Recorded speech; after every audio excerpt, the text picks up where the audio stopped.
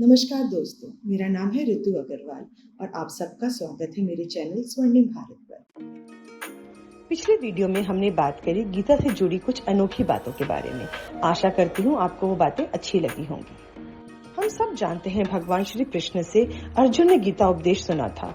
क्या आप ये जानते हैं कि अर्जुन के अलावा और किस किस ने गीता उपदेश साक्षात सुना था? आइए उन सब के बारे में बातें करते हैं। श्रीमद् भगवद गीता को 4 वेदों और उपनिषदों का सारांश माना जाता है। गीता को अर्जुन ने तो सुना ही था, उसके अलावा 6 और लोगों ने सुना था। सबसे पहले हम बात करते हैं संजय के बारे में। संजय महाराजा धृतराष्ट्र के सारथी भी थे और सलाहकार भी।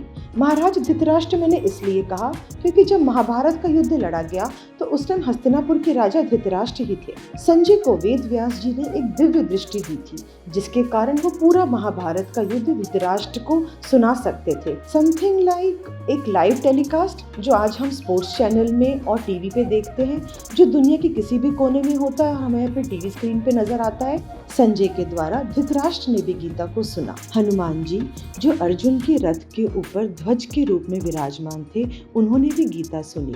इसके पीछे एक बहुत ही सुंदर कहानी है। एक बार श्री कृष्ण के कहने पर अर्जुन एक पेड़ से कुछ फल और फूल तोड़ रहे थे। वहीं पास में उन्होंने हनुमान जी को देखा और उनकी कुछ बात हो गई। उन्होंने कहा, जैसे तुम चोर वैसे ही तुम्हारा भगवान चोर। हनुमान जी को दिखाने के लिए अर्जुन ने अपनी शक्ति का प्रदर्शन किया और एक पुल बनाया और कहा, हनुमान जी लीजिए, आप लोगों से अच्छा पुल बना के दिखाया है मैंने, जो आपने त्रेता युग में बनाया था श्री राम के लिए। जैसे ही हनुमान जी ने उस पुल पर अपना पैर धरा, पूरा का पूरा पुल धराशाही हो गया और उसी के साथ अर्जुन का घमंड भी। ये बात सुनकर अर्जुन को बहुत आत्मग्लानि हुई और उन्होंने कहा कि मैं तो आत्मदाह कर दूंगा। ये बात सुनकर श्री कृष्ण को बहुत दुख हुआ और उन्होंने कहा, अर्जुन तुम एक इतने बड़े धनुर्धर हो, तुम्हें ये बात कहना शोभा नहीं देता। तुम अपनी पूरे सामर्थ्य के साथ दूसरे पुल का निर्माण करो। और भगवान की बात मानकर उन्होंने दूसरे पुल का निर्माण किया, जो पहले से बहुत ज्यादा शक्तिशाली था। उन्होंने कहा, हे श्री हनुमान जी, अब दोबारा उस पुल पे चढ़िए। भगवान ने जैसे ही अपना पैर उस पे रखा तो पुल नहीं टूटा।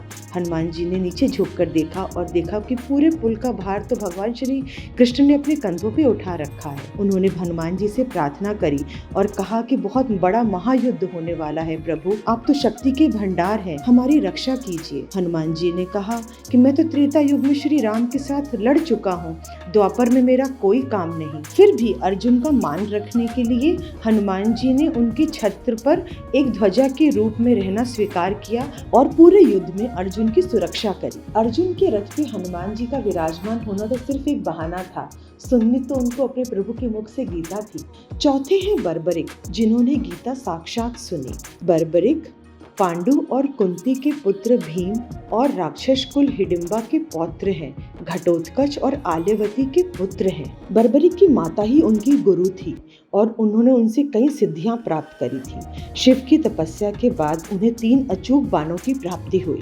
बर्बरिक अपनी माँ की आज्ञा लेकर कुरुक्षेत्र भूमि में आए और उनकी मुलाकात वहाँ पे श्री कृष्ण से हुई। बर्बरिक को अपनी माँ से आशीर्वाद प्राप्त था कि तुम हारे का सहारा बनोगे। जब वो कुरुक्षेत्र में पहुंचे तो उन्होंने देखा कि उस समय पांडव पक्ष जीत रहा था।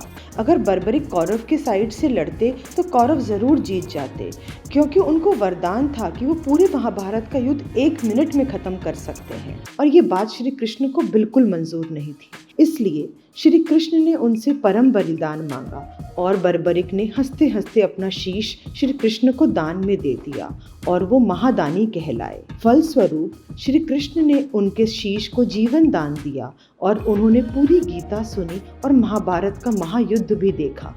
श्री कृष्ण ने उन्हें अपना नाम दिया और आज हम बर्बरिक को श्याम बाबा के रूप में पूजते हैं। उनका भव्य मंदिर खाटू में स्थित है, जो राजस्थान में है।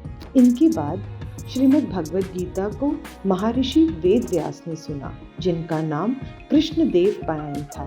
जनन के समय उनका रंग श्याम वर्ण का था, इसलिए उनका नाम कृष्ण पड़ा। वो सत्यवती और पराशर के पुत्र थे। वह विदुर, सुखदेव, धृतराष्ट्र और पांडु के पिता भी थे। महर्षि वेद व्यास के द्वारा ये ज्ञान गणेश जी को प्राप्त हुआ। अक्षय तृतीया वाले दिन महर्षि वेद व्यास जी ने महाभारत गणेश जी को सुनाई थी और उन्होंने अपने हाथों से महाभारत लिखी थी। परंपरागत तौर पर इन दोनों रचनाओं को श्रीमद् भगवद गीता और श्रीमद् भगवत पुराण के रचयिता वेद व्यास जी को ही माना जाता है। भगवान श्री कृष्ण ने अर्जुन को चौथे अध्याय के 5वें श्लोक में ये बताया कि मैं तुमसे पहले भी ये ज्ञान किसी को दे चुका हूँ। उनका नाम है विवस्वन, जो स्वयं सूर्य देव हैं। तुम्हें कुछ भी अपना पुनर्जन्म याद नहीं अर्जुन, मगर मुझे मेरे सारे जन्म याद हैं। विवस्वन विवस्त्र मनु के पिता हैं और मनु के बेटे हैं इक्ष्वाकु। इन्हें हम सूर्य कुल से भी जोड़ते हैं और हम इन्हें सूर्यवंशी भी कहते हैं।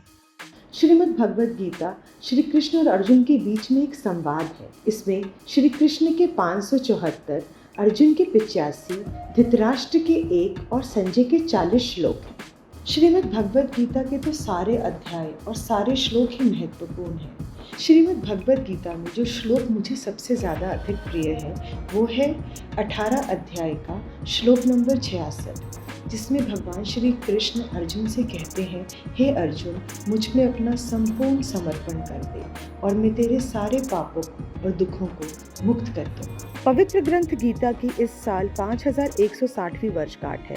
गीता जयंती वो दिन है जब भगवान श्री कृष्ण ने अर्जुन को गीता का ज्ञान समझाया था। यह मंगशिर मास के शुक्ल पक्ष की एकादशी तिथि यानी कि 11वां दिन को मनाया जाएगा। हिंदू शास्त्रों के अनुसार नवंबर मंगशिर मास है जो भगवान श्री कृष्ण को समर्पित है। गीता से तो हमें अनंत चीजें सीखने को मिलती हैं, मगर गीता का प्रमुख सार है give your best and don't worry about the result. तू अपना कर्म कर, फल की चिंता मत कर। हैव नो फियर, अपने अंदर से सारे डर का नाश कर।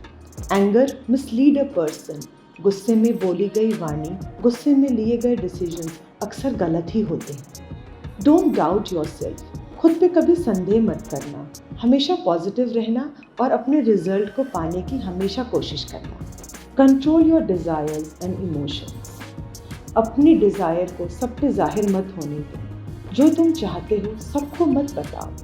अपने इमोशंस को मतलब अपनी भावनाओं को कंट्रोल करना सीखो, उस पर नियंत्रण पाना सीखो। Everything happens for a result, जो भी होता है अच्छे के लिए होता है, जो भी हुआ अच्छे के लिए हुआ और जो भी होगा वो भी अच्छे के लिए ही होगा। तो ये थी भगवद गीता में श्री कृष्ण के द्वारा कही हुई कुछ बातें। उम्मीद करती हूँ इनमें से कुछ बातें आपको अच्छी लगी होंगी और इनमें से कई बातों को आप अपने जीवन में इम्प्लीमेंट करेंगे और अपने जीवन को एक बेटर तरीके से जीने की कोशिश करेंगे। अब हम सब बहुत ही ज़्यादा व्यस्त हैं अपने जीवन में, हमारे पास समय नहीं है। ऑफिस जाते टाइम, अपना काम करते टाइम हम कम से कम गीता सुन तो सकते हैं ना। कोशिश करिएगा। धन्यवाद।